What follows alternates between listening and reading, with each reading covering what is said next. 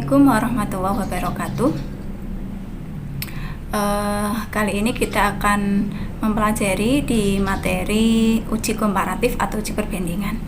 Uji komparatif ini digunakan untuk mengetahui perbedaan antara atau membandingkan gitu ya, membandingkan antara kelompok satu dan kelompok lain, atau satu kelompok kita bandingkan sebelum dengan sesudahnya, seperti itu. Di uji T kali ini memiliki kriteria pengujian jika T observasi atau KT hitungnya itu lebih besar dari T0, maka H0 nya itu ditolak.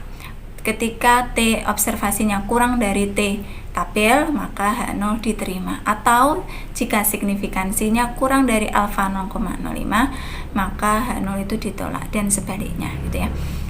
Oke, di uji komparatif kali ini ada dua yang perlu saya sampaikan. Yang pertama adalah uji paired sample t-test.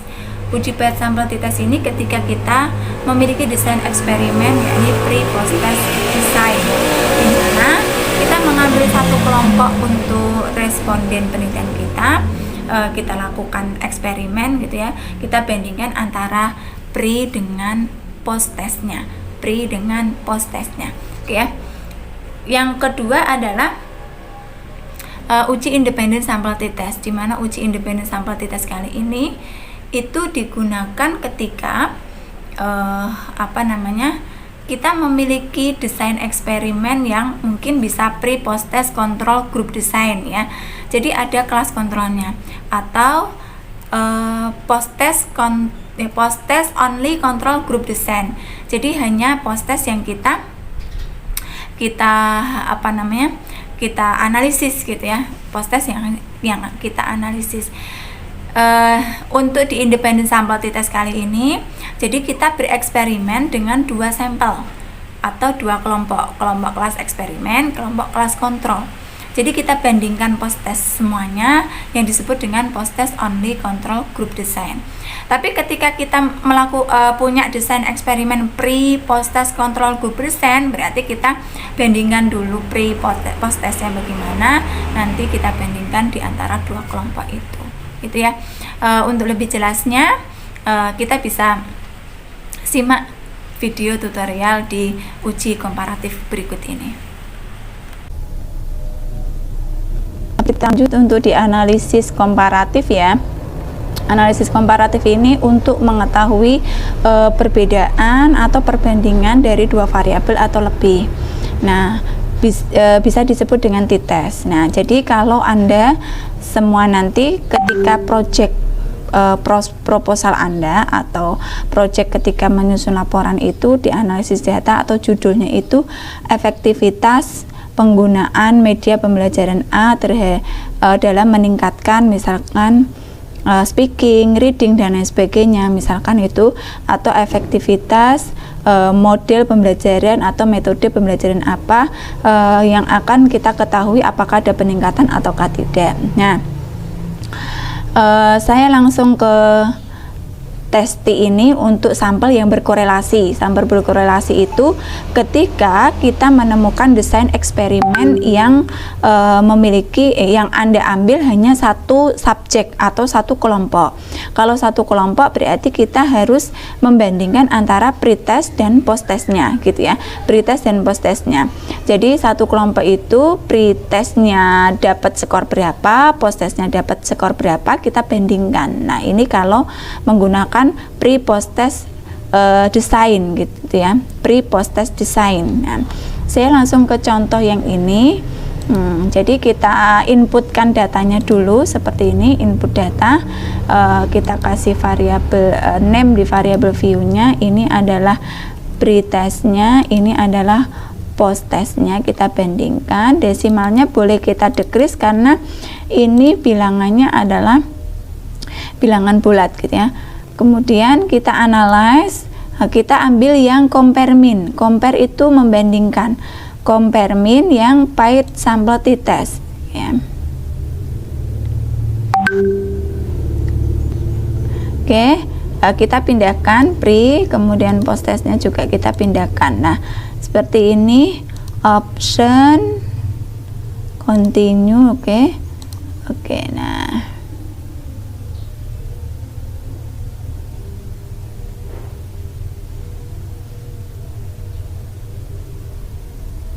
Tadi ya, sambil menunggu lagi. Ini sudah proses. Nah, hasil yang kita baca ada di tabel paired sample t-test ya. Cara bacanya adalah ini di bagian T ya, nilai T ini 4,011. Ada tanda minus, ini tidak dibaca atau kita abaikan. DF itu adalah batasannya, karena kita tadi N-nya 10 ya, yang siswa yang kita teliti itu ada 10 orang atau respondennya 10, DF-nya jadinya 9. Seek to toilet-nya adalah sebesar 0,03. Apakah ini ada perbedaan ataukah tidak?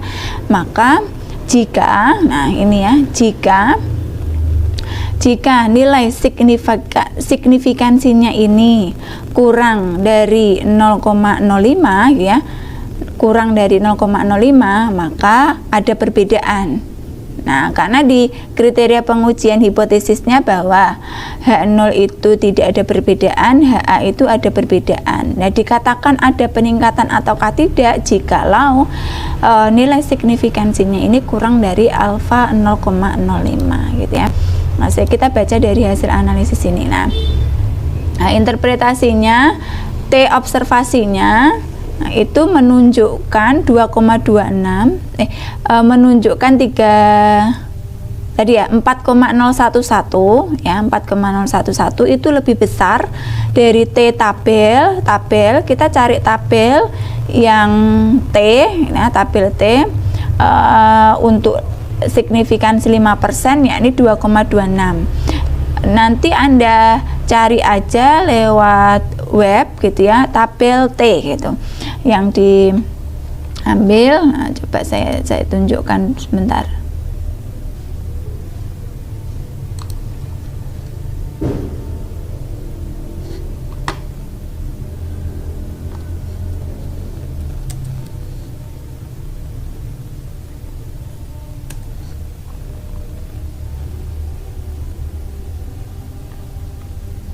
Nah, saya lanjutkan dulu. Maka H0 ditolak. H0 ditolak kan yang H0-nya kita silang ya. Jadi yang kita terima adalah HA-nya.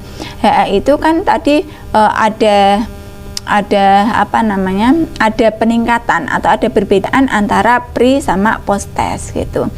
Kemudian kita bisa simpulkan dengan hasil signifikansinya. Hasil signifikansi kita 0,003. Itu kurang dari alfa 0,05, maka H0 ditolak.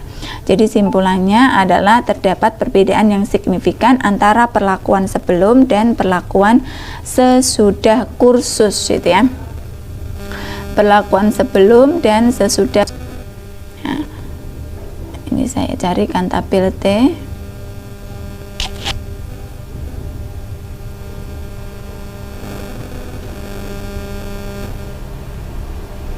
Sambil menunggu ini ya, tabel T kita cari yang 5% ya, 0,05 ini DF 9 ya, 9 berarti ini ya, sebentar. Nah ini ya, 9 itu berarti yang ini tadi.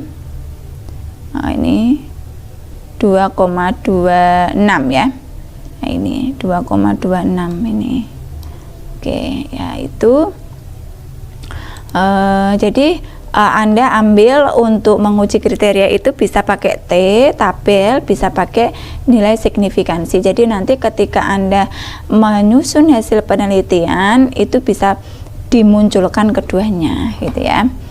Oke, yang selanjutnya adalah di testi yang tidak berkorelasi. Maksud yang tidak berkorelasi ini ketika desain eksperimen yang pre post test control group design atau post test only control group design. Nah, pastinya adalah desain eksperimen ini itu pakai yang true eksperimental ataukah quasi eksperimental gitu ya. Nah, kalau contoh di independent sample t-test ini saya ngambilnya yang post test only control group design. Jadi ada 2 kelompok gitu ya, satu kelas A, satu kelas B. Kelas A itu pakai jigsaw, kelas B pakainya diskusi. Nah, yang saya ambil datanya itu bukan pre testnya tapi post test ya. Kedua post test ini saya bandingkan gitu ya. Caranya adalah ini saya copy dulu biar mudah di Excel atau Anda langsung inputkan nanti ya. Nah, ini yang tadi kelas A saya copy dulu. Kelas A itu yang pakai jigsaw. Nah, sama ketika kita membuka file baru, file new data.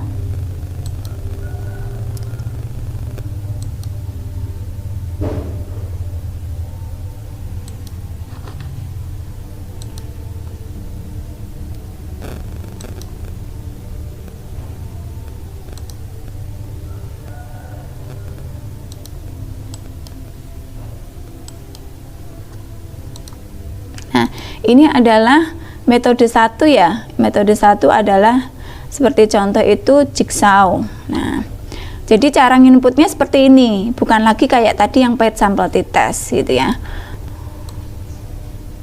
Oke, kita Ctrl C lagi. Pas tekan di sini, ini yang model 2 atau metode 2. Keliru ya. Sorry. Saya copy, saya cut dulu, saya pindahkan ke yang ini ya. Oke, yang ini yang model atau metode 2. Oke, habis itu analyze, compare mean, independent ya. Oke, sebelumnya ini variabelnya. Nah, ini misalkan hasil prestasi ya tadi ya. Yang ini adalah metode. Saya tulis juga. Nah, hasilnya seperti ini. Cara inputnya analyze, independent, compare mean, independent. Nah, prestasi kita masukkan ke tes variabel, metode kita masukkan ke grouping ya. Define grupnya, grup 1, ini grup 2. Option. Oke, ini adalah jadi saya agak ke sini ya. Oh ya, udah. Ini hasilnya adalah ketika kita lakukan penelitian dengan judulnya itu adalah penelitian eksperimen, apalagi kalau di penelitian kuantitatif itu prasyaratnya harus terpenuhi kan. Nah, ini Leibniz test for equality of variance itu yang menunjukkan kemarin adalah uji homogenitas, dan ini harus kita baca terlebih dahulu karena kalau ini itu sudah memenuhi syarat istilahnya homogen, maka kita lanjut membaca analisis data di T-nya gitu ya. Nah, ini hasil signifikansi 0,241 ya kan, ini ya 0,241. 0,241 ini kan lebih besar dari 0,05, maka homogen. Karena Leibniz test for equality of variance itu membuktikan bahwa jikalau signifikansi ini lebih besar dari 0,05 maka adalah homogen. Nah, dari data hasil analisis ini sudah menunjukkan homogenitas ya. Berarti selanjutnya kita ke T-nya ini 1,317, DF-nya 18, signifikansinya 0,204 ya. Kita coba membaca hasilnya. Tadi ada yang salah mungkin ya.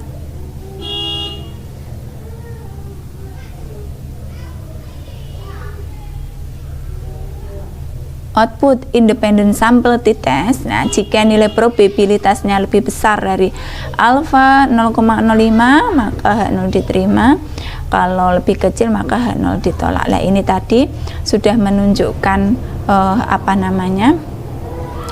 homogen ya dari kelompok yang kita teliti antara kelas kontrol dan kelas eksperimen itu adalah homogen. Yang selanjutnya nilai T kita bandingkan. Nah, nilai bandingkan kalau itu lebih besar dari T tabel maka H0 ditolak. Nah, ada perbedaan yang signifikan antara pembelajaran di metode jigsaw dengan metode diskusi atau pembelajaran yang di metode eksperimen dan kelas kontrolnya. Jadi, jika T observasinya, T yang dihitung itu lebih besar dari T tabel, maka ada perbedaan yang signifikan. Oke, itu untuk di analisis komparatif baik di uji paired sample t-test dan independent sample t-testnya.